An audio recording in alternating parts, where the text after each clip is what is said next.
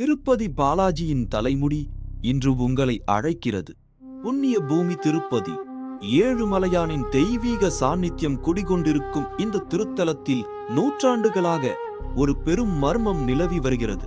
கோடிக்கணக்கான பக்தர்களின் மனம் கவர்ந்த வேங்கடேச பெருமாளின் திருமேனியில் ஒரு சிலைக்குரிய ஜடத்தன்மை இன்றி உயிருள்ள அம்சங்கள் திகழ்வது எப்படி? இன்றும் தீர்க்கப்படாத அந்த அற்புதம் இது. ஆம், திருமலை பாலாஜியின் திருவுருவச் சிலைக்கு இன்றும் நிஜமான தலைமுடி உள்ளது. அது என்றும் சிக்கலற்றதாகவும் பளபளப்பாகவும் திகழ்கிறது. மனித தலைமுடி போன்றே மென்மையாகவும் இயற்கை சுருளுடனும் இந்த முடியிருப்பதை கண்டறிந்த போது பக்தர்கள் வியப்பில் ஆழ்ந்தனர். இந்த தலைமுடி பெருமாளின் சர்வ வல்லமைக்கு சான்றாக இன்றும் நம்பப்படுகிறது. அது மட்டுமல்ல, பாலாஜியின் திருமேனிக்கு தினமும் வியர்க்கிறது என்றும் அந்த வியர்வையை துணியால் துடைக்கிறார்கள் என்றும் கூறப்படுகிறது. மேலும் இந்த சிலையின் உடலின் வெப்பநிலை வெளியில் உள்ள சுற்றுப்புற வெப்பநிலையை விடவும் குறைவாகவே இருக்கிறதாம்.